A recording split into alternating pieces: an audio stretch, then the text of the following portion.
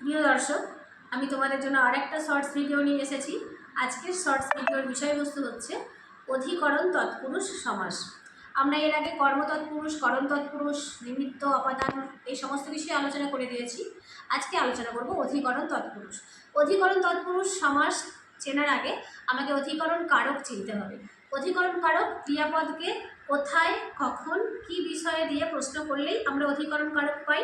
আর অধিকরণ কারকটা যখন সমাসে যাচ্ছে তখন তার নাম হয়ে যাচ্ছে অধিকরণ তৎপুরুষ সমাস।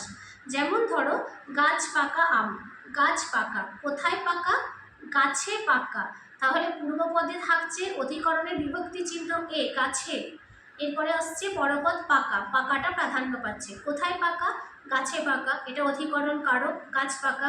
আর এটা সমাসের ক্ষেত্রে হচ্ছে অধিকরণ তৎপুরুষ সমাস। বা বনবাস, বনে বাস, কোথায় বাস? বনে বাস, বনে বাস থেকে আসছে বনবাস, তাহলে এটা হচ্ছে অধিকরণ তৎপুরুষ সমাস। বা হচ্ছে গিয়ে গলায় ধাক্কা, গলা ধাক্কা, কোথায় ধাক্কা?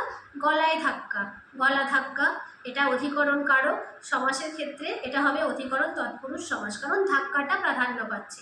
বনবাস, বাস করাটা প্রাধান্য পাচ্ছে। গাছ পাকা, পাকাটা প্রাধান্য পাচ্ছে, পরপদগুলো প্রাধান্য পাচ্ছে। তাহলে অধিকরণ কারক তুমি যদি চিনতে পারো, সেটাই কিন্তু সমাসের ক্ষেত্রে পরপদ যেই প্রাধান্য পাবে তখন সেটা হয়ে যাবে অধিকরণ তৎপুরুষ সমাস। ব্যাস বাক্য কীভাবে করব? প্রথমে পূর্বপদ, তার সঙ্গে বিভক্তি যোগ হবে এ বা অন্তস্থ, এরপরে পরপদ, প্রাধান্য পাবে পরপদের অর্থ। এই হবে অধিকরণ তৎপুরুষ সমাস। এরপরের ভিডিওতে আমি আলোচনা করে দেব সম্বন্ধ তৎপুরুষ সমাস।